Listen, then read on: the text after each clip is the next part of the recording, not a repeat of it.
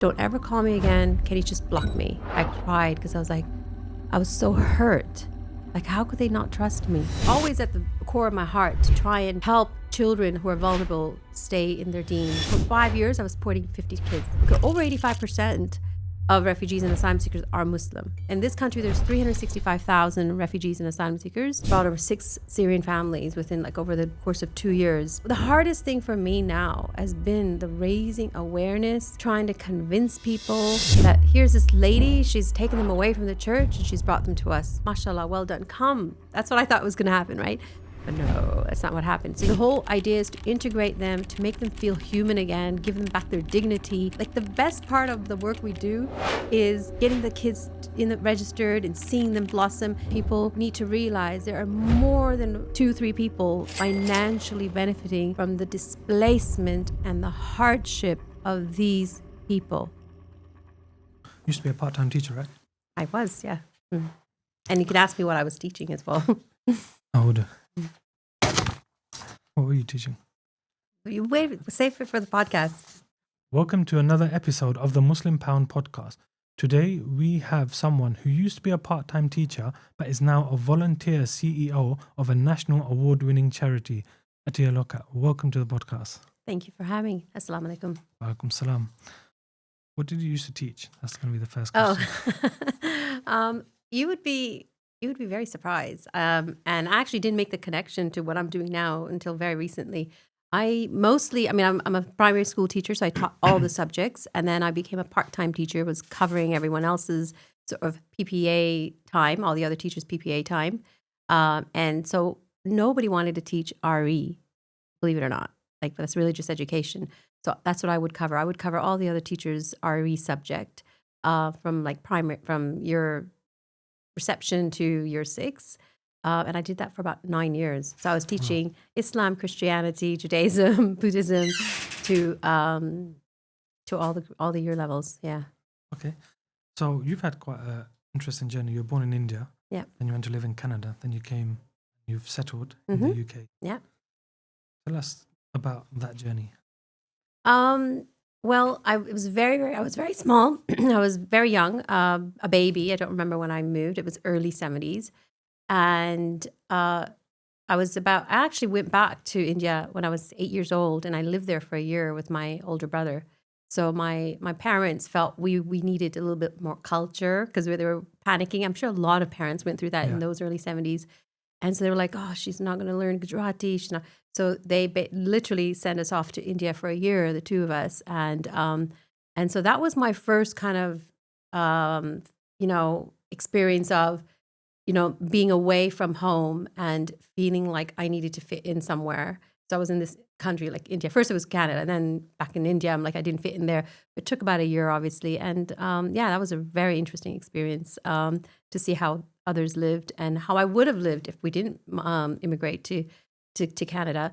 And so that was the first interesting experience. And then I grew up in Canada, and 1999 got married and did what you normally do as a woman. You move to the country where your husband lives. And so my ex-husband now is my ex-husband, lived here in the UK. So I moved over here and been here ever since. It's been 25, nearly 26 years now. How's your life different from Canada? I guess the difference was in Canada, family. I mean, my immediate family's there. So, and it's actually a lot more laid back and it's much more family focused. Whereabouts in Canada? Toronto. Okay. Yeah. So family is a big thing in Canada. And just, I think, the entire country nationally, they actually have a national day called Family Day. I think it happens twice a year, and everyone has to take the day off and spend time with family. So yeah, it's different. And I find that here, alhamdulillah, there's so much stimulation and it's very cosmopolitan. There's so many more opportunities, I think, here in just general. But everyone's very busy. It's a lot more busier and goal driven. Yeah. But then when you left Canada, did you ever think you'd start something like Zubeda Welcome? No. And I didn't, not even in here in the UK. It all literally, it literally fell in my lap. Like, I did not ask for it. I gravitated to it. I didn't even know, but now in hindsight, it's like there's so many things, so many clues. My two kids. I named my son Dean, and my daughter, my only daughter, her name's Ayat. The eldest is named Isa, and I mean, I think it was the connection was always there. I didn't even wear a headscarf. 2000, I only started like a year and a half, 2 years ago, over 2 years ago, I think. But it was like it's a gradual journey. So it started in 2016 when I went through my own sort of catastrophe, right? And I was looking for something. I was looking for to fix this, whatever it was. So there's so many things were being thrown at me throughout this journey as well. And then there was this distraction, going off to Calais and helping the refugees and the asylum seekers there as a teacher, as a volunteer teacher. And I was actually still teaching back then. And so I went during our half term, went over with another friend. We supported them, and that was an eye opener. And I thought, wow. So it was around the same time I was going through my own hardship, and Allah took me to a place where people were going through far worse. And at the time I kept saying, oh, it was like a bomb just fell on my world, right? But then he took me somewhere where people were actually there because bombs had fallen onto the worlds and destroyed everything, and they lost everything. And so it really changed the way I looked at things. I came back, and when I came back, there was this dua that I kept repeating to myself because I saw the way the children, because we were working with older kids. They were about 15, 16 years old, and my kids were around that. My older boys were around the same age, and I couldn't believe they were living in shacks, and like it was literally a few hours away from where we lived, and we're all Muslim, and why are we not doing anything? And it was just anyway. So I just kept making this dua. I wish I could do something. I wish I could house, these displaced people. Like I wish I could do something, right? And then, alhamdulillah, it was only, I would say, not long after that, where my dua actually got answered. And it was also around the same time where I started praying the tahajjud, right? Because I was going through my own difficulty. And then a friend told me about tahajjud, and I had never heard of it or what, anything, the power of tahajjud. I didn't know about it. And then I started. And subhanallah, like so many things started happening, right? And this dua, and it wasn't even like, it was literally a feeling. It was a feeling. I kept saying it, all the time. I was like, oh, I could do something. Every time I saw something on TV, I was like, I wish I could do something.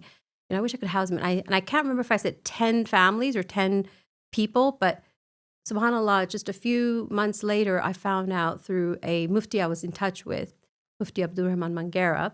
I was actually in touch with him about my problem, right? And he was, circulating this video about VPRS, which is a scheme, a vulnerable people's resettlement scheme.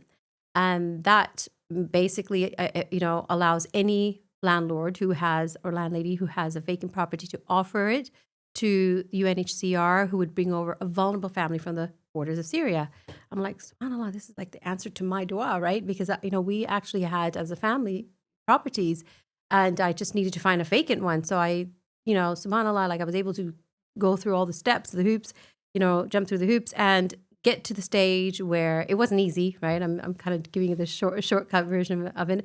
And I finally found a vacant property and went to my local council, and they first said no because it's a voluntary scheme that people have to, the councils have to agree to.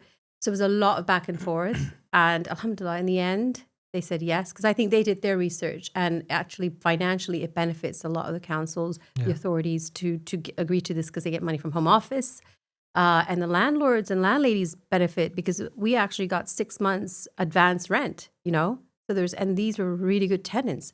So alhamdulillah, that worked. And then when that worked, that was successful, I was able to get another property in the family, and then we repeated this, brought over 6 Syrian families within over the course of 2 years.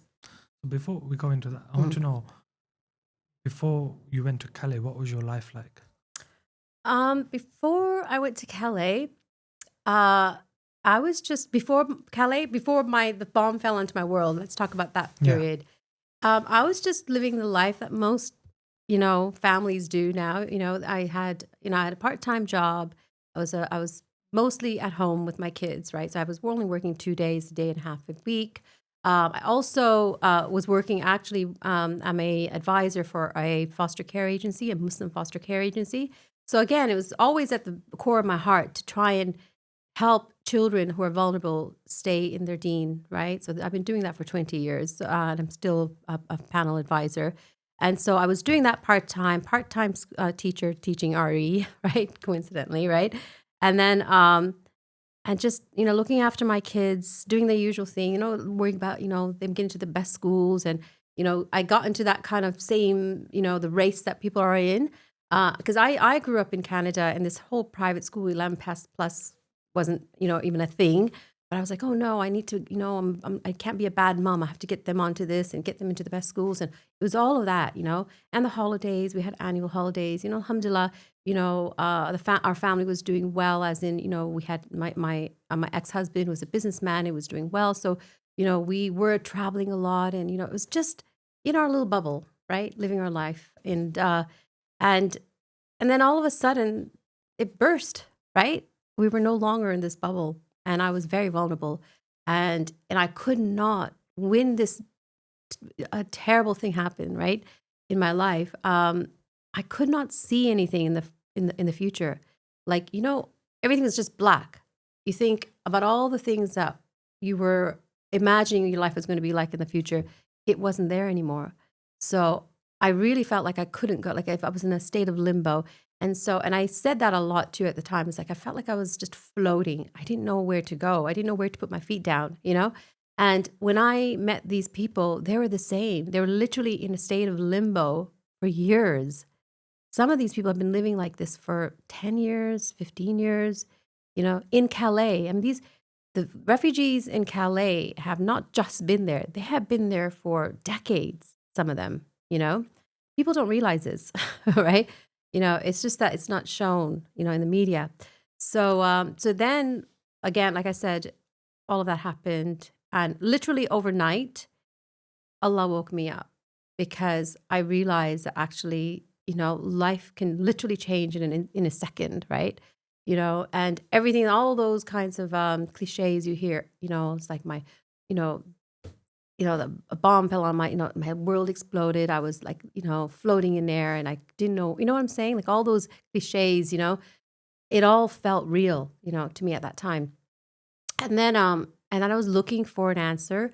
And there were people who were giving me all kinds of solutions, which some of them were not even Islamic. Some of them didn't feel right. I'm like, no, that's not really a solution that works for me, right? So I couldn't figure out how to fix this for my personal life, right? And then it was when the Tahajjud, somebody told me about the Tahajjud, and a sister said to me, it was like, you know, she was saying it feels like, when you're in a lot of pain, and your mom comes, says to you, come put your head on my lap, and your mom's comforting you. That feeling of comfort that you get from your mom stroking you, that's what the Tahajjud feels like. It's that Allah is just calling you to him and saying, come here, let me comfort you, let me fix whatever it is. And subhanAllah, that's exactly how it felt. So when she said it like that, I was like, that's what I need. I need some comfort right now. And I didn't have my family here, and I didn't want to even talk to it. Like, I'm pretty private when it comes to things like this, although now I'm talking about this in, on a podcast, but I've changed. I've totally changed since then, because I actually hope that whatever I've been through will help others, because that bomb could be anything. All of us have been through something where it's a catastrophe, and you think the entire world has, come apart, and you don't know where to go, and we've all been there. So I just want to share my journey, because there's just so many different roads I could have taken. So, what was it when you went to Calais, the refugee Mm. camp, that just felt within you that this was your calling? I didn't.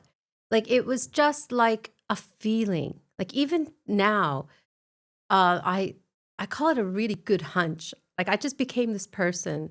It's the opposite of before, because before 2015, I was very naive, as in, like, everything was just so, the way I saw it is the way it was, right?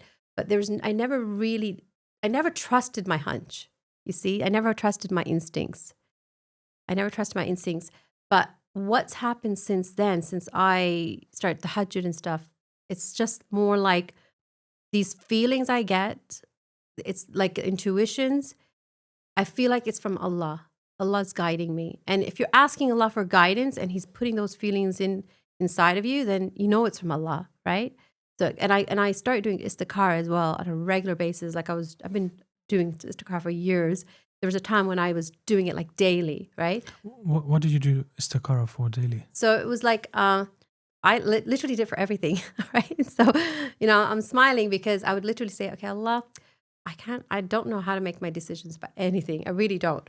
So just like everything that I'm thinking about doing, you know, please make it easy for me to attain if it's good for me, right? Make it easy for me to attain, make it feel effortless. Whatever it is I'm thinking about doing, right?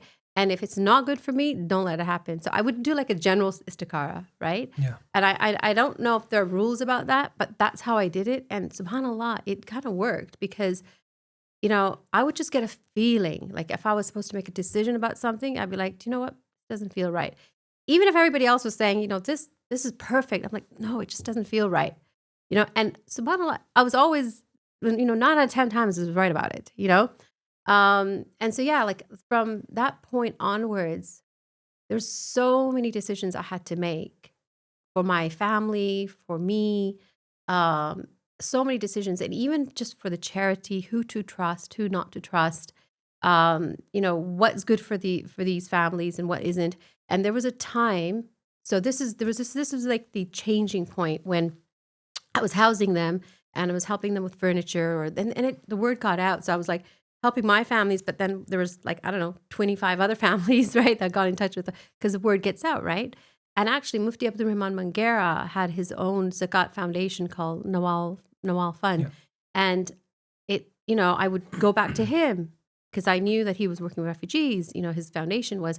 And then so we would get support from him. So it just kind of like grew, and we're just doing that for a couple of years. And then what happened was my tenants would be invited to the church, and under the, I'm not saying pretense, but they would invite missionaries. yeah, like they would invite them and have meetings and not invite me. They would exclude me from the meetings, right? You can't exclude me. You can't exclude me because that just drove me more like curious, made me more curious, right? In fact, I actually have 2 kids' books published. It's about exclusion and diversity. And I wrote that because of the experiences I had being excluded as a child, right? And so it's for me, that's at the core of my heart as well. You can't, why are you excluding me? These are people I brought over here to support them, and you're not letting me be part of this? No, right? So then I thought, well, do you know what? I'm going to change, I'm going to shift my focus, and I'm going to offer them an alternative. Like I knew what these families needed. They wanted connection. They wanted support. They wanted a purpose. They were like educated refugees, accountants, architects, lawyer. One of my tenants was a lawyer. These were educated people. They wanted to be a part of whatever it is to make a difference. They wanted to get back into work, right? So I'm like, well, I can't offer this by myself, like part-time teacher, like I actually was going through my own divorce at the time as well, right? I still don't know how I did all of this, right? Because it was not an easy divorce either. So, but alhamdulillah, it's all good now. But at the time, it was so challenging, and I don't know how I managed it. But then, I was like, you know what? I'm just going to shift my focus, and I'm going to offer them, their children, madrasa fees. So if they wanted to go, that was my way of bringing them into the Muslim space, and they would meet more Muslims and connect with them, and perhaps naturally, organically make some friends and get signposted. That was my kind of, idea, my vision. That's what would happen, right? And alhamdulillah, that is what happened, right? So, and I allowed them to choose. That was really important for me at the time as well. Like I never wanted to tell them where to go because I know that there's so much politics. There's so many, opinions about which madrasa or which mosque is better and where we should be going and where, there's no unity in just even in that space, right? So, but I know that as a mom, it was really important for me which school my children went to, which madrasa my children should. So I didn't want to take that away from them because so much was taken away from them, right? They had no choice about anything in their life, right? But the least I can do is let them choose where they're going to send their children, right? And alhamdulillah, most of them chose this one particular one in Hackney called Iqra Institute. They all seemed to like that one and gravitate to that one. So, but others went to other ones as well. But we had about 5 or 6 at the time madrasas that we were working with. So what they do is they find their local, or I help them. And those are refugees who had refugee status, by the way. So, we want to differentiate between refugees and asylum seekers because they're two different groups of people. The asylum seekers have come here unofficially, on the boats, different ways, without a passport. And so when they come here, they literally have to be, they're illegal, right? So they have to be housed somewhere, have their cases heard, see if their cases are legit. And then they either get to stay here, get the refugee status, or they get deported, right? Whereas refugees have arrived here officially through the Vulnerable People's Resettlement Scheme or sponsorship schemes. And so for me, it was, easy. Like I just, worked with them and I supported them and they knew their way around by then, because, they had support from the council and social services. They had some sort of connection with all of these people anyway. So they start to, know their surroundings a little bit, and they would find their local madrasa and they would choose. If they didn't, then we helped them, right? Or I helped them. At the time, it was just me, right? So I helped them at the time. And then so it grew within for 5 years, I was supporting 50 kids. Went from like 1 child to 10 to 20 to 50 kids. So this whole initiative started from you just housing the refugees. That Yeah. was your initial intention. Yeah. And then after that, you had the meeting at the church, which you were excluded from. And then Yeah. that kind of spiraled your Yes, thinking in yeah. terms of, okay, I need to help these guys get educated. Yeah. Where are the refugees from? They were from, at that time, Syria. So we were just helping because this Vulnerable People's Resettlement Scheme was just offered to the Syrian refugees. Yeah, and there's always been a set scheme for various, like there was an Afghani thing Yeah. at the time. After that, where a lot of Afghanis were coming in. But yeah, so that's why at the time it was Syrian refugees. But then that changed as well. It shifted over, when I got access to the hotels, and that was a part 2 to this journey. So to put it into context, the Syrian refugees are all educated. Yeah. And then obviously they've just had to up and leave because Yeah. of the war in their country, Yeah. and they've come to the UK. Yeah. And they didn't have a sense of community. Yeah. And that's what you provided to them. Yeah. How did you go to the madrasas and approach them? Because a lot of madrasas near me are quite closed in that approach. Yeah. So like I have like I said, I'm very naive sometimes, right? So for me, it was like, and this, to be honest, this is how the refugees think as well. Like I think, you know what? The madrasa is going to be so happy that like I'm doing this. They're going to be so happy with me that here's this lady, she's taken them away from the church and she's brought them to us. MashaAllah, well done. Come. That's what I thought was going to happen, right? But no, that's not what happened. So even back then, it was like there were a couple of madrasas, okay, I won't name names, where literally the madrasa head teacher would not talk to me. He said, I'll only speak to the father of the child. And I said, okay, but we're paying. So I need to like do the due diligence, check the safeguarding, that's what we do. We actually do all of that as well. So I always have the madrasa fill out a form that they have had their teachers' DBS checked and whatnot, do a declaration, say what the rep fees are, and then we agree to the fees and the payment schedule. And he's like, well, nope, I'm going to talk to the father and I'll pay the father. No, the father can pay me. And I said, no, because we don't pay the refugee families. We pay directly to the madrasas. But he did not want to talk to me. And there was a time, I'll even quote what he said. He said something like, what did he say? He goes, don't ever call me again. Can you just block me? He says to me, don't ever call me again. Just block me. And I was like, what? And so this basically meant, so I called up the family and said, I'm really sorry, but you can't go to that madrasa because he won't communicate with me. If he's not communicating with me, I'm not comfortable with you, sending your child there. So can you find another one? I said that was the only time I actually had to tell the parents, and they really wanted to send that child there because obviously he was, that was close to their house or wherever they lived, but we could not work with them anymore. And so those are the early days challenges. But at that time I thought maybe it's because I'm a woman, and maybe, maybe he thinks he's doing the right thing because he's not talking to the woman. But then, I thought he didn't have to be that rude, right? Anyway, but the thing is, you can't get, I won't go away. I'm pretty stubborn, right? So I don't go away. That's the problem for some, right? But so yeah, then it just carried on that way. So I did have those challenges at the time. Like I said, Ikra Institute, no challenge. That's the thing. There's such a contrast. There are madrasas and masjids like Muslim Welfare House and Ikra Institute. Okay, they actually won the Beacon Mosque Award with our collaboration 2 years ago, right?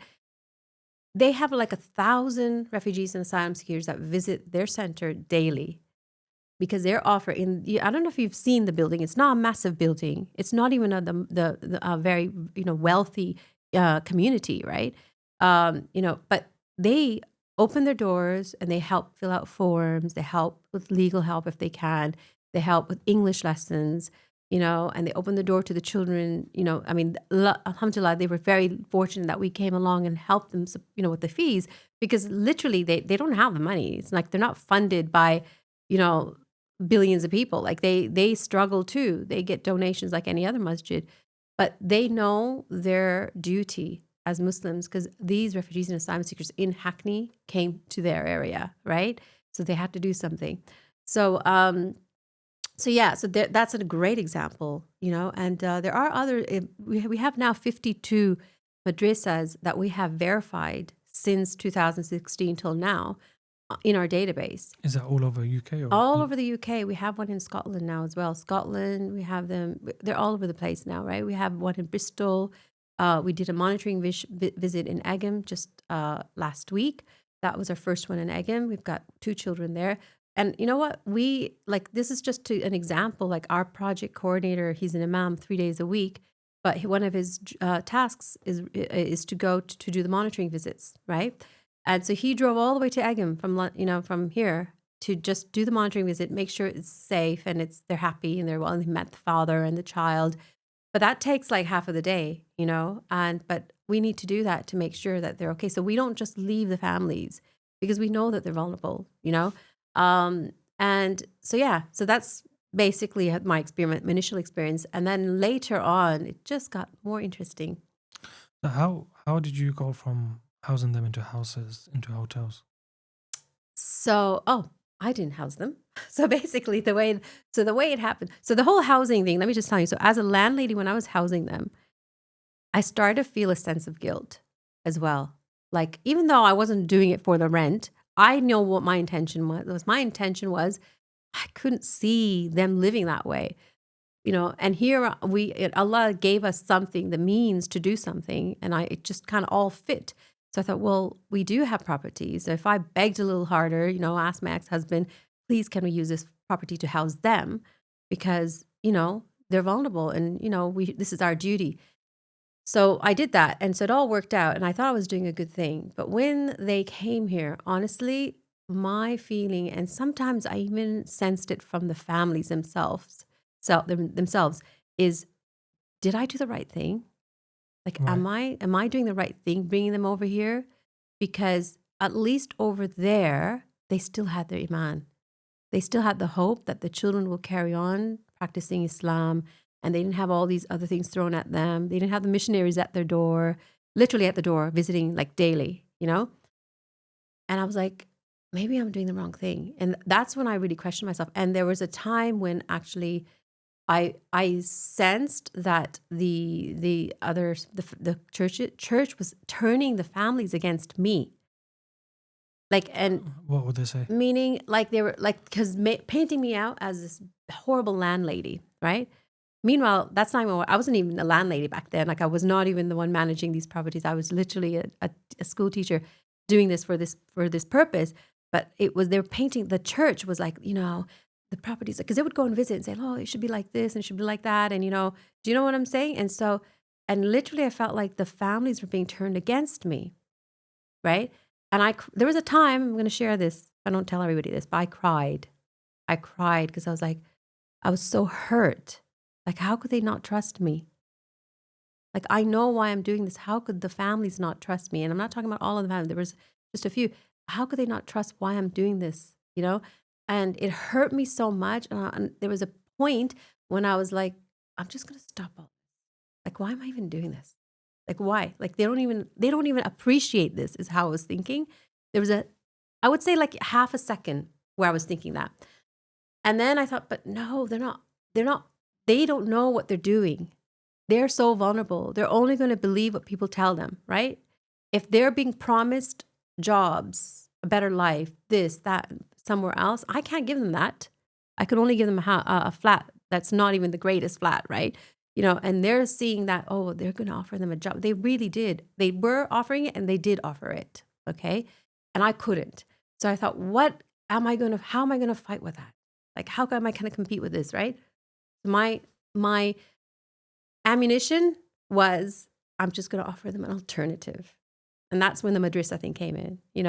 And I knew as a mother, because my kids were around the same age, that was really important to me, even though, like, I'm not a scholar, I'm not an academic, I'm not, and I wasn't wearing a headscarf, but that connection, making sure that my children knew where they came from, their Muslim identity was so important to me. And I could see that in the faces of those parents. And I can see it, like some of them, it actually did leave Islam, and it was heartbreaking. So that's when I offered it to the parents who were very connected to their deen and they knew that this was going to be, they were so happy.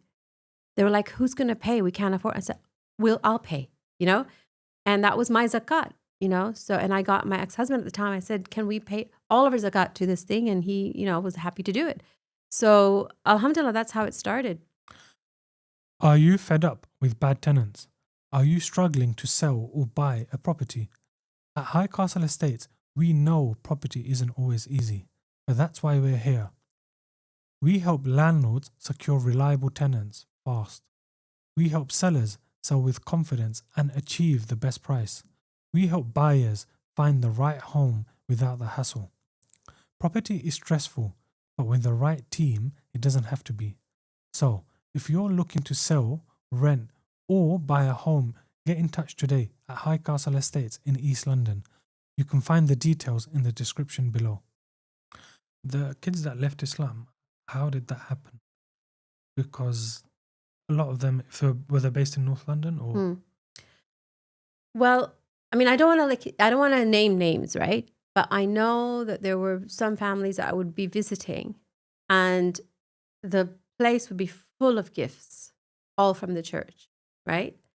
And then I would talk to the parents, the carer of these children, who were actually orphans, right? And so obviously there was a lot of love for them, Yeah. from the community. They were orphans, right?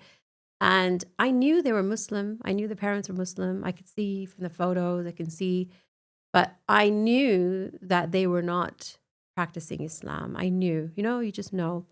There are clues. And then I offered it to this family first. This was the first family I offered it to for that reason. And they refused. That family refused. So, and obviously you can't force them, Yeah. right? And so then I went off to the next family because I thought, well, if they don't take it, they'll take it, And then honestly, when they said yes, I was so happy. And so I said to that family, that person, I said to her, can you find me 10 more kids? And she said, sure, and I said, you just do that much for me. Just ask around in your kind of community of Syrian refugees. And she did. And she found me 10 kids. And then it just grew. The word got out. It just grew. So what happened after you started getting them enrolled in madrasas? What was the kind of next step for the refugees? Well, there was no plan, right? There really was no plan. My first thing was I just want to get them into that space, and whatever organically happens in the church will happen here. Okay, this is what my thinking was. If it's going to happen in the church, over here there'll be some people, educated professionals, who will want to offer support, and so alhamdulillah, some of the times it did happen. But I could see that in the church, that's what was happening. We were having like professionals, we're having doctors, we're having filmmakers, we're having accountants and lawyers, all kinds of professionals from the church reaching out, donating, all kinds of things, right? I thought, well, that'll happen in the madrasa mosque. space as well, right? Um, my next thing was that's what's going to happen, but it didn't always happen. It happened with the refugees. It was a lot easier with the refugees who were here officially, who were educated, who had something more to give, as in like professionally. But with the asylum seekers didn't have a status, who were like in a state of limbo, who were living in hotels. Now, let me tell you how that happened. So when I was supporting the refugees around 2000, like 3 years ago, um, I was doing two campaigns. There was another Muslim charity that out of nowhere asked me to do a campaign for them here. And I thought it was about education. I thought, well, that's a good idea. And I thought maybe I'll use our refugee children to do this campaign with me to give back to this other campaign. So we did this thing. But when we were doing that thing, we actually ended up splitting our donations. The people who were donating to us were now donating to this other campaign I was running too, right? So we were very short, and some of these refugees were no longer zakat eligible. They were still struggling, but I felt like they were probably would need sadaqah for this, right? Because I didn't feel it was 100% zakat eligible. So I went out to Mufti Abdurrahman Mangera's team again, and I asked, "Can you guys support us with sadaqah? Do you get sadaqah donations? And please help us out." So anyway, there was Mufti Abdurrahman Mangera offered to do that one little campaign because we had a target of £6,000 that we need to raise, and he did a little campaign on launch good, and subhanallah, like that within 2 weeks we got the money that we needed. But what was amazing, I'm seeing now in this great example of how like you think there's a problem and you're like, oh my goodness, I did this and now I'm not getting, but actually that was the best thing that could have happened, because him doing that launch good campaign, word got out what we were doing, because he's very well known in the community. So a lot of people out there found out about what we were doing. And so I was approached by some of the people who were housing asylum seekers in the hotels, right? And they said, well, we have the same issue because over 85% of refugees and asylum seekers are Muslim, right? In this country, there's 365,000 refugees and asylum seekers. That's a lot. Over 300 plus hotels that I know of. It could even be more now, right? Because now there's micro bridging hotels now. So, and 1/3 of the refugee and asylum seekers live in these hotels, right? All over the country. And 85% are Muslims. So most of them are Muslims. So obviously these contractors are concerned because they're Muslim, and they're church missionaries also visiting these hotels on a daily basis, right? I didn't know that at the time. I hadn't even been into a hotel before. And then they told me about this hotel, and I thought it was like 1-2 hotels, but actually it ended up being hundreds. And they told me it was thousands of children in these hotels. And literally, when they called me into the office and they said, is this something that you can support us with? And I was like, yeah, sure, no problem. Like, I didn't even think twice, because there was something inside me that I was so excited that this is going to be like all across the whole country. We're doing this, right? Firstly, I was very disappointed that this problem was so big, right? But also I was a little bit disappointed, like, why isn't anyone else doing this? Like, why are you calling over a school teacher, part-time school teacher who really, I'm not an alima or a scholar or a nothing. Why isn't anyone else doing this? But okay, no one else is doing this. Maybe Allah chose me for this, right? I couldn't make sense of it, but whatever it was very exciting, right? And I said, sure, yeah, no problem. And they were like, well, how are you going to do this? I said, I'm going to figure this out. I'm going to write a proposal. I'm going to send it to you. And I had no idea, right? Had no idea how I was going to do this. But I knew there was something in me that just said, I just knew I was going to do it. Like I knew, right? And then I did my tahajjud, talk to Allah, and Allah, I really didn't have a plan. I had other kinds of ideas at the time. So, I proposed other ideas, which are still on the table, which we will. At the time, I didn't know that I needed it, but I probably will be needing that very soon, that initial idea that I discussed. But then I thought to myself, do you know what? I'm going to do what we do now, but I'll just do it bigger, which is find the refugee, find the local madrasa, and connect them. It's very simple, right? So, and I'll just do that everywhere, right? So that's, alhamdulillah, that's what we started doing. So they gave us access to 185 of the hotels. We only have been into 60 so far, right? And most of them are in the London area. we do have clients, refugee children all across the UK. A lot of them just come in organically now as we're spreading awareness, right? So we've got children up north and Midlands, but it's really from through word of mouth. But there are hotels in those areas, and so our next stage will be trying to hire project coordinators who will work in those areas with us to go into the hotels to identify the children, and yeah. How are you finding raising awareness? Because if there's 85% Hmm. of all refugees, that's about 300,000 refugees which are Hmm. Muslim. Hmm. The importance doesn't seem to have filtered through a lot of places. How are you raising awareness, and what kind of reaction are you getting? Um, it's been tough. Can I tell you the toughest part is everything costs money. You know, it's not due to the lack of trying. I'm a full-time volunteer CEO. I've been doing this like since we registered in 2.5 years ago is when I became a registered charity when I heard how the problem was bigger.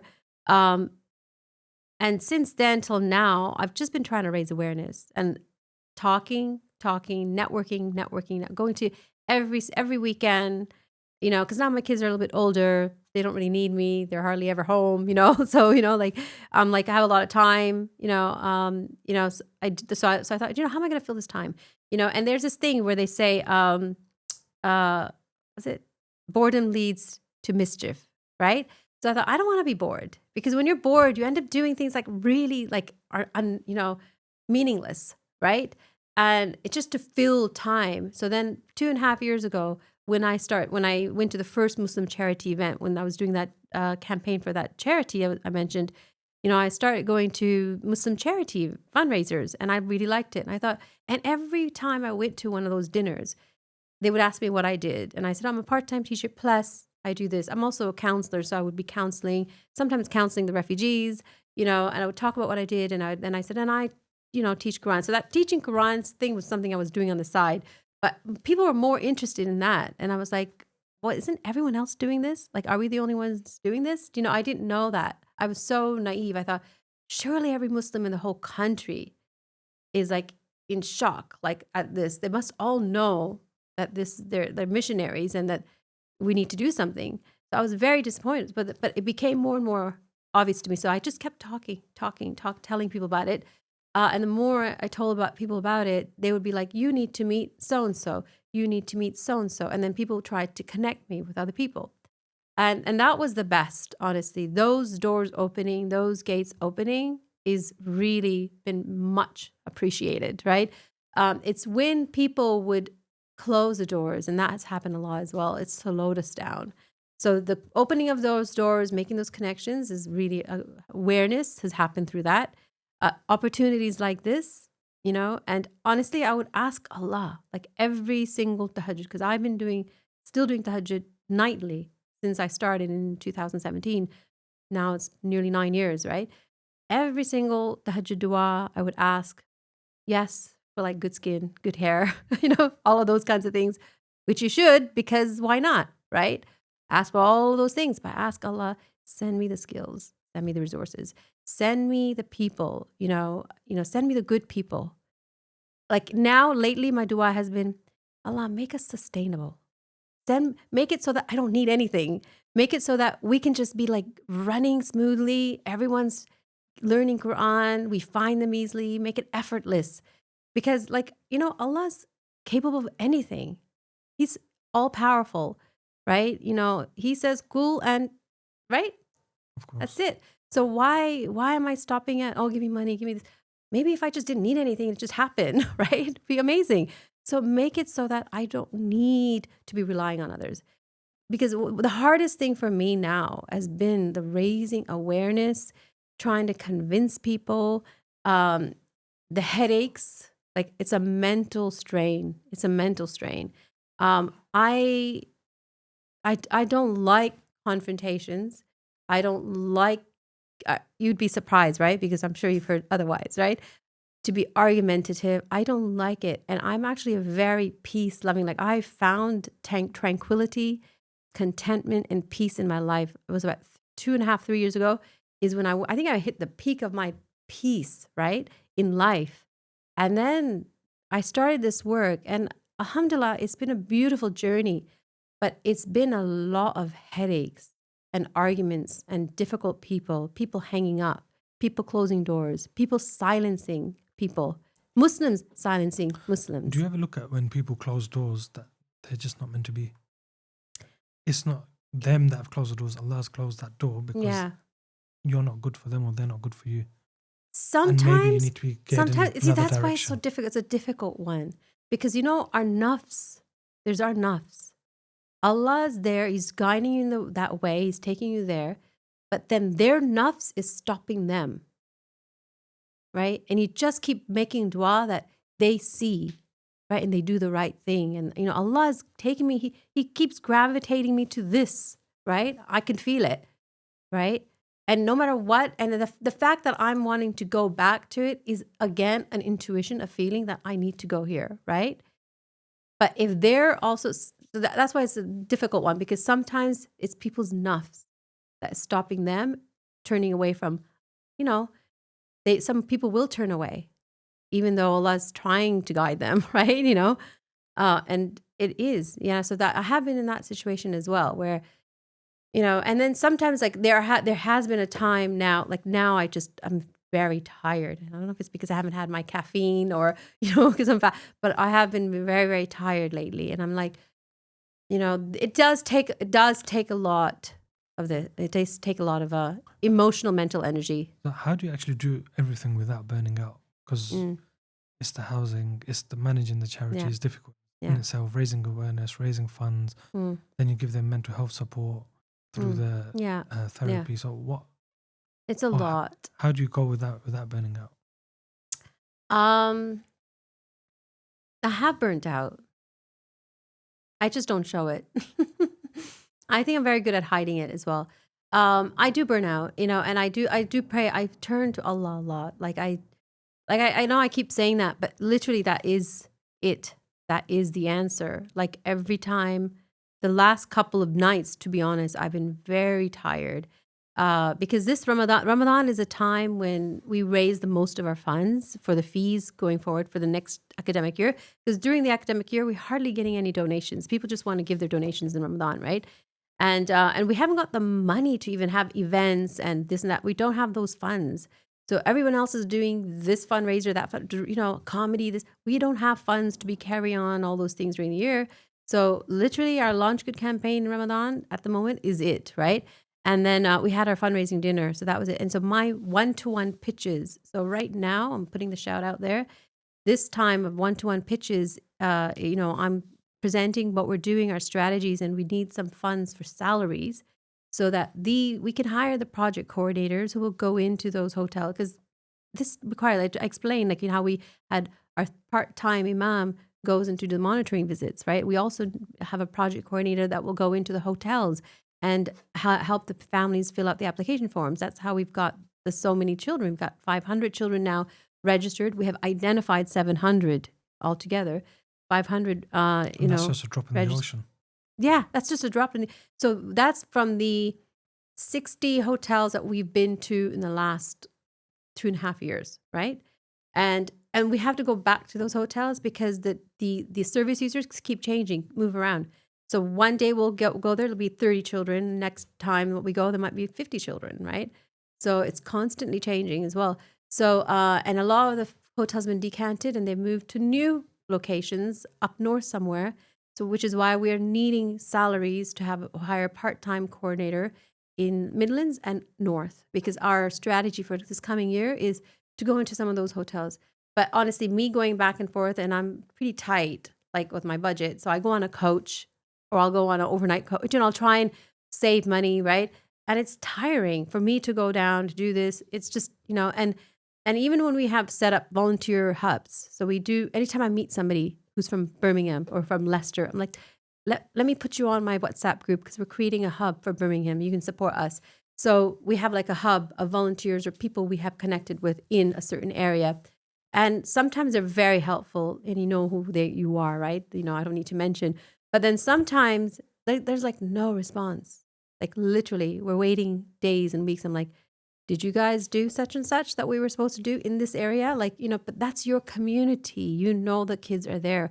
Why are you dragging your feet? And unless we have somebody on the ground sort of putting, lighting a fire up, nothing's going to happen, right? So, and we need somebody like that. That's going to be not somebody who's just going to be laid back. We need some proactive people who are very passionate about the cause, that will be there to go into those hotels, how the strategy of visiting the hotels, connecting with the local madrasas, because there's a lot, like you said, there's so many factors, right? So we have the funders that we need to be funding. We need the community to be funding through donating to us or the local masjid when we start having our fundraisers with our masjid, right? That's the idea is we'll try and have Zubeda Welcome collections through the masjids or the madrasas, right? And just specifically for the children in that community. So they can donate that way or through us in the long term. But also the funders, the hotel contractors or whoever is financially benefiting from these displaced people. And I'm going to repeat that one because I think people need to realize there are more than 2-3 people financially benefiting from the displacement and the hardship of these people, right? There's a lot of them, hundreds of them probably. And each and every single person who is financially benefiting from the displacement of these people have a fraction of responsibility, right? Such as? Meaning they have to give back whatever wealth that they are getting from the displacement of these children, whether it's catering for them, washing their linen, housing them, supplying the fruits, supplying the vegetables, whatever it is, the cutlery that's using his whole, everything. There are contractors, many contractors who are benefiting from the displacement of these people because they're now they're providing for all these hundreds of hotels they have contracts for. So you can imagine the millions of wealth that is being accumulated through the Home Office.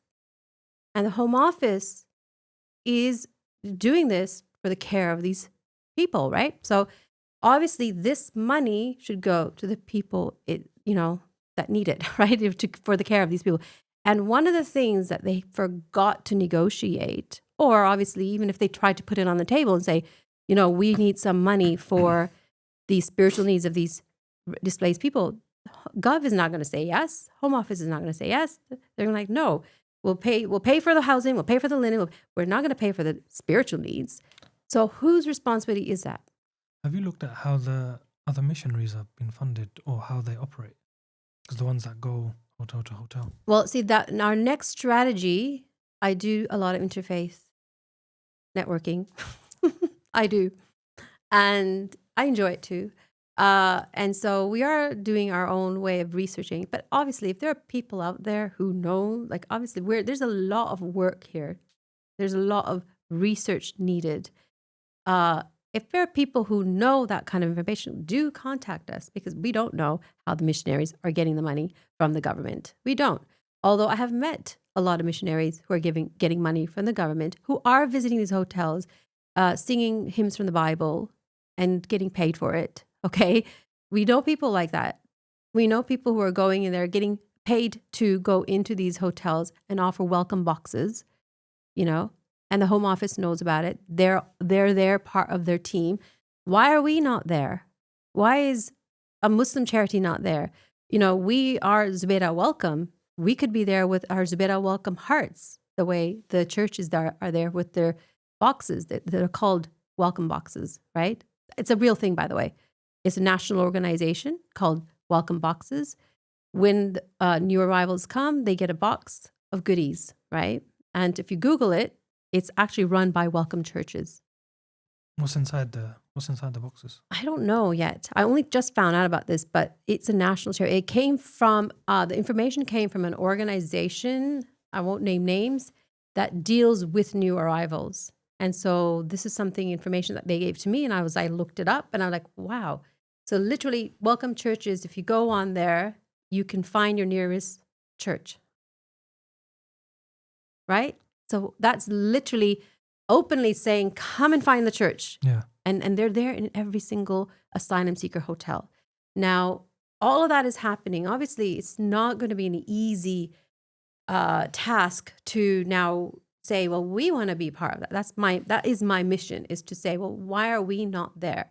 If 85% of them that are going to be arriving are Muslim, why are we not there saying, okay, well, we're here. We know how to signpost you to, our website actually has something called a madrasa finder, right? And there's mosques and madrasa. So you put in a postal code and you can find your nearest mosque or madrasa, right? And there's also other apps, great apps, right? Where you can find your local madrasa or mosque. So why are we all not there? So I want to be that organization. We want us to be there, offering our own sort of package when they arrive, and they can take it or they can leave it, and we can offer it to Muslims and non-Muslims. It's not just for the exclusively Muslim. The same way they do it for Yeah, Muslims. Yeah. Why wouldn't we? Right? That's the idea. So do you know when you're housing the refugees and obviously you're giving them madrasa, or you're putting them into madrasas and stuff, are you getting anti-immigrant backlash from like the wider community? Do you know what? Ignorance is bliss sometimes, right? If there is backlash, I don't know about it, right? If people are talking about us, I don't know about it. Maybe Allah's formed a shield, a shield of protection around me that I'm not seeing it or feeling it, or because if I did, I probably would stop doing what I'm doing, right? But I'm not seeing it. Alhamdulillah to that. Like, I just carry on going. And in terms of why we're not seeing our Muslims in them government, but not in the government positions, but doing exactly what the Christian missionaries are doing, why do you think that is? Do you think there's just been a lack of awareness that this is something we need to do, or is it lack of funding? It's like that's a big question, right? It's like, there's so many different reasons. And I don't even know all of them, but I can just tell you some of the ones that I've picked up on. Like I said, when I first started this, I thought I'm going to sweep up, this is exactly what I thought. I'll sweep up all the Muslim refugees, or any refugees. It doesn't have to be Muslims. Any refugee who wants to learn Quran, I'll sweep them up. That's literally what we did. We sprinkled all our leaflets everywhere. Okay, everywhere. Everyone's going to know about all the, so we swept up as many, we've got hundreds now. And I thought, I'm going to look for the nearest minara and they'll save the day, And that's really how the refugees and asylum seekers think when they come here. They walk around, they look on the map, they try and find the nearest minara, and they think they'll save the day. But it doesn't happen like that, right? So you go and they think you save the day. And I remember when I started the housing, I remember opening up a magazine. I'm not going to say which magazine it was. It had to do with refugees and migrants. And I was opening up the magazine, and there was an article in there about really putting down mosques. Like, where are the mosques? Why are they not helping the asylum seekers, migrants and that? And I was like so offended as a Muslim, like, who, this is a non-Muslim, organization. I was like, what are you implying? Like, Muslims are doing so much, we do this and we do that. But I was so naive because I actually didn't know what they were doing in the mosques, right? I just generally thought Muslims worldwide, we do so much. How could you put us down like that, But anyway, when I actually did my own groundwork is when I realized that they were experiencing what I experienced, probably far worse, because they're not even Muslim, right? So yeah, the boardroom issues, right? There are issues in the boardroom. In terms of should we allow refugees? Should we not allow refugees? Should we prioritize local British Muslims or not? That sort of thing. Or in the masjids, this conversation's going on. Yeah, no, I'm. This is basically what's happening in general. I think why, because even just doing my own research and asking other trustees and other people, what is the issue? I've even spoken to the leader of madrasas that have been established nationally, and again said the same thing, that you're never going to get through. You're never going to do this because there's just too many boardroom issues. Like, you're not, if you think you can fix all of them, you're better off. I was told you're better off just establishing your own refugee school. And I'm like, but I'm not claiming to be an expert on running madrasas. That's not what I am just a facilitator why would I reinvent the wheel? There are hundreds and there's like over 1,000 madrasas across the whole of the UK. Why would I reinvent the wheel and But that also segregate them? isolates them. Isolate them, yeah. This is not apartheid here, like refugees and non-refugees. No, the whole idea is to integrate them, to make them feel human again, give them back their dignity. We're not giving them that if we're putting them in a refugee box and saying, okay, you guys are refugees, you can't mix with us. And I was actually told by one person that we can't enroll them because they don't speak English in our madrasa. The irony of that is your madrasa is teaching Quran in Arabic, okay? Right? And these are Arabic speaking people. That's their mother tongue. They should be teaching you, right? Let them in, let them be the experts and teach you how it's done.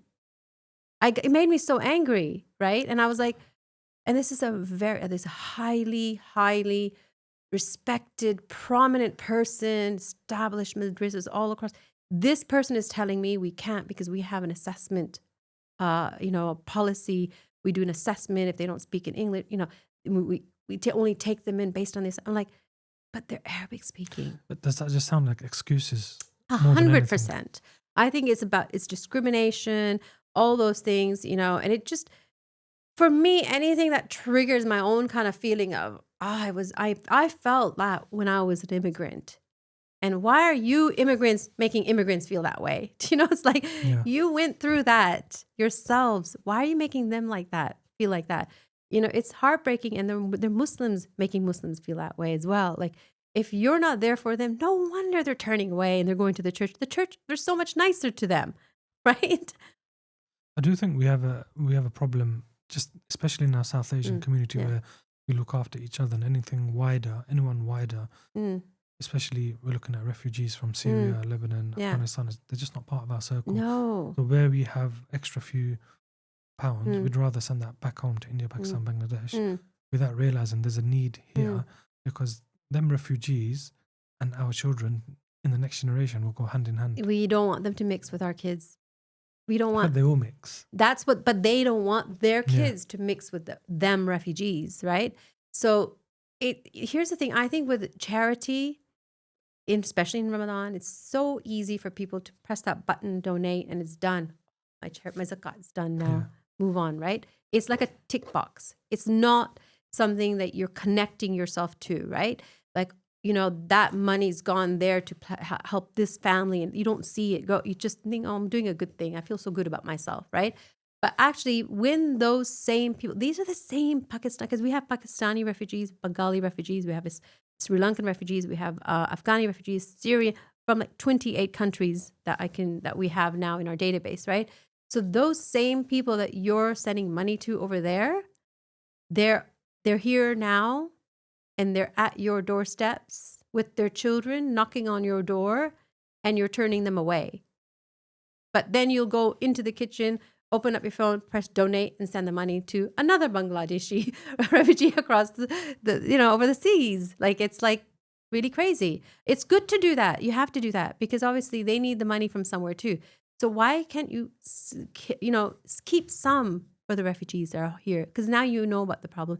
And so there is like the whole, do they know about it enough? A lot of people who, have now come to know about it are supporting us. And that's why we're getting this. That's why we're growing. But it's tiring because the marketing costs money, right? Doing stalls, they charge us £1,000 for a stall that we can't afford, sometimes £2,000 for an amazing stall, which we know will be great for raising awareness, which we can't afford. Nobody wants to sponsor us, And so we've had to sell cakes to pay for stalls, all right? So our team, instead of calling up, helping refugees and doing our application form, we have to bake cakes the whole week to make sure that we can pay for the stall. So why are we doing this? But then that means you're just doing additional work. Yes. Why are we doing that? Why are you tiring me out, my team out? Our focus is we facilitate Quran. We help the refugees to be registered. Then we do the monitoring. If we have to bake cakes all week to pay for a stall, why can't somebody just sponsor that 1,000 or just don't charge us? Understand that this is a great organization doing the basics, the fundamental that we all should be doing. And since we're not doing it and they're doing, let them do it. We just won't charge, because we just need to raise awareness. We need to raise awareness so people know the problem. And we also need to be very careful how we're raising awareness, because we don't want to bring backlash to the refugees that we're the same refugees we're trying to support, right? We don't want to be also burning bridges with the same funders that we want to fund us either. Do you know, we don't want to make it difficult for them. There are people financially benefiting from this, right, that are, responsible for this. But we don't want to we don't want to create backlash onto them as well, right? Yes, they're responsible, but so are the community members, right? The general public are also very responsible. The general public are very bitter about the many contractors who are probably making a lot of money off of this situation, right? They're like, well, it's their problem, but it's not their problem. Because even if we had all the money in the world, if you people are closed-minded and you don't open up those doors for the refugees and you don't welcome them when your children are sitting next to them, then that's a problem anyway. Like, it's not going to work. You need all of you, to communicate and work together on this, right? Yeah, and even within the masjids, for example, right, with the boardroom, the imams are not to blame. There may be some imams with an attitude, okay, because I've come across that too, right? But generally, the imams are there. They spend their entire lives, okay, like excelling on the most beautiful book, so they can teach it to others. The sacrifices they've had to make to get to that point, right? And all they want to do is pass that on to people. And obviously it's dawah, so they can't charge, or they won't charge, right? But somebody should be providing for them, right? If the boardroom decides, actually, we're not going to pay our imams, so obviously the imams are going to have an attitude. They're not going to want to take on more students, right? Yeah. It's like a domino effect, right? So you were mentioning about becoming sustainable. What does a sustainable Zubeda Welcome look like? Oh, it's like you saying, tell me what your dream is. Okay, so my sustainable, every year we have sufficient staff, paid well, so they don't turn around and say, you're not paying me enough. Because honestly, like, if I'm not paying you enough, I wish I could pay you. I don't get paid. I'm a full-time volunteer. So when people negotiate with me, they don't realize that the time that I spend negotiating on a salary or a fee or something is my time. Like, you've wasted 2 hours or 2 weeks or two months on negotiating with me, and no one's paid me to negotiate. But I do this because every single penny that people have donated to me is an amana. And I cannot overpay you. I cannot pay you for something you haven't done, right? So obviously all these conversations, it's time, my time that I'm wasting, right? So if I didn't have to do any of that, all that time would be mine. So I would love to have that time back. That time wasted in negotiating, raising funds, begging for funds, like literally begging, yeah, begging for funds. That money would just be there every year, paying those salaries, okay? And then I would literally just deliver. Like, the best part of the work we do is delivering what we're doing, which is like getting the kids registered and seeing them blossom and doing lots more empowerment stuff. Like, we've already, collaborated with organizations to do HIFs with them, to do public speaking with them. So some of them actually were at our event 2 weeks ago. They talked about their journeys and inspiring other people in the audience. It was amazing. And then doing Quran competitions. Like, some of them, we've done 2-3 competitions already. And this week, they're on Islam Channel. They were doing the live auditions. 2 of them were finalists, actually. So I have to find out when they go back on again. But it's like inspiring them and doing other kinds of things that's giving them self-confidence, a feeling like they can dream again, purpose, giving them purpose, a sense of belonging, like they fit into a community, like all the things that they would have had in their worlds back home, right? So it's like I would be able to focus on that, because to me that's positive, right? And that's what I like thrive on, is like, and then seeing the impact and then the futures, right? But what I'm not seeing right now, what I'm seeing at the moment, is just a lot of negativity, as in people turning you down, people closing your doors, people refusing you, not calling you back, not messaging you back. blocking you. I even got people blocking me, all right? People who are financially benefiting from this, blocking me, okay? Now, why? Why? Like, isn't this what Allah said in the Quran? Like, you need, if you're being reminded, right, and you're turning away from those who are reminding you, what is the consequence of that? Like, and especially in an Islamic space like this, people who are well educated in this space, right? They know the answer to that. What do you need from our community? What do you need from the masjid? What do you need from entrepreneurs? Because they're the ones who can really help you level up. Yeah. So Not I not would just love in terms of funding, but in terms of like awareness. awareness. Awareness. What you're doing right now, may Allah reward you. I mean, More of this. More of this. So if that we have our children now who are public speaking, the next thing we're going to do, we're looking for publishing companies and authors who will work with our children. So we had a professional public speaking coach, Kalila Lister. She's known all over Europe. She's in Medina now. She worked with our children. She did not charge us.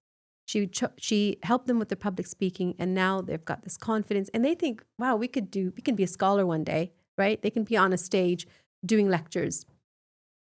So there's that. So we're looking for any professionals. So I spoke to another team who are, they focus on drama, right?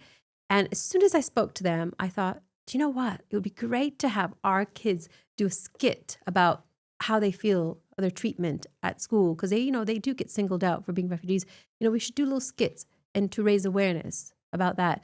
Or do little skits about, their connection to the Quran. Whatever it is, it'd be so much fun. So we're starting this collaborate. We're talking about it's in the works now, but that's not going to cost me money, right? And it's me. We are facilitators, and I think I've always been a facilitator in my life, in my personal life as well. I just love to facilitate people, connect people. It's always been my thing, right? And so that's what I would carry on doing. Allah's blessed me with this gift to do this, and I'll just carry on doing that. We're facilitating access to the refugees' needs, whatever their needs are, to connect them to who can provide it and meet those needs. And then I would leave it up to them, really. In the long-term plan would be having all of these collaborators, all these partners, we would signpost them, and then they would take them on board, the refugees, whoever. And that can go, we don't know where that could go. They could become published authors, whatnot, So, but we start somewhere. So I would love to focus on the growth, the rebuilding, empowerment of the children, rather than the grinding, hustling for the money. Literally every single weekend I'm networking, every weekend. Today I'm speaking at another event in the evening. Okay, I'm going to another event on a Friday, like all the way in Bradford on Friday. It's like nonstop, and I would love to have that time back, because I don't ask for salary, because I do this for the sake of Allah, right? But I would love to have my time back, as in I have passion projects. I have passion. I've loved to do this. I was telling you about this Tahajjud Conversations. It's a website that I've started because I would love to raise awareness about Tahajjud, because all of this started with Tahajjud, but I haven't got the time, So for me personally, it would mean that, like, I would love to have some of my time back. And the time that I do have, I would love to focus it on positivity, growth, empowerment of these children. That's what I would do. Now, with the, you said funders and businessmen, entrepreneurs, honestly, anything that they can offer, whether it's partnerships with us to work with some of our children and their parents, because we've actually got, like Westminster University is offering workshops for the parents of our refugee children to do finance and AI courses and that. So I think that's great. So we put it out there. If they were able to do it, they'll do it. We would then connect them, and they would apply. We'd do a Google form. They would apply, and then they would just carry on, and they would be funded by the other institution, the other organization. It wouldn't even involve us, but we would be able to do that for them. So, so any other organizations that want to offer those things, great, But yeah, funding is primary. Like, we need to, all of this organization coordination takes time, and we need staff who will put in that time, get paid well, who are skilled to do it. If we don't have the salary, then we're not going to get very skilled people, right? you know. And finally, what do you want Zubeda Welcome to be known for in 100 years? Oh, I would love to be known as the organization that, found a way so that refugees and asylum seekers, displaced people, can get the help that they need from Muslims and non-Muslims wherever they go without having to sell their Iman. Yeah, that they could actually carry on that legacy of their Muslim identity, pass it on to their children, that it did not die. Our deen did not die. It could have 100 years ago, but it didn't, because Zubeda Welcome was able to offer this alternative. They didn't have to go to the church and become Christian, to get love and kindness and support. They were able to carry on. But also, I think it's more than that, because what I've seen as I start is so many other issues, right? Is the issues of politics in the boardroom, in the madrasas and mosques, and the division. And I'm like, well, we all need to be united. And maybe if we all were, these problems, like the refugee displaced children problem, can be fixed more easily. I mean, I'm here, so I might as well do something about it, is what I'm thinking. I didn't know this was a problem, but it's a problem for everyone. It's a problem for foster cares, for the children who are being, placed in non-Muslim homes. We don't have enough foster cares. We need to start pushing that through the masjid to recruit more Muslim families to be foster families, because honestly, we will be losing them. I work for a foster care agency as well. More than 40% of our children are Muslims, and we don't have enough foster parents to match them with Muslim foster families. They're leaving, and Christian missionaries will be foster parents. Yeah. It's a very powerful legacy, and inshallah, you reached that, and may Allah reward you for your work. Oh, alhamdulillah, ameen. And Jazakallah, and thank you very much for coming on. Thank you for having us. Yeah. Look to see what Zubeda Welcome is in a few years, inshallah.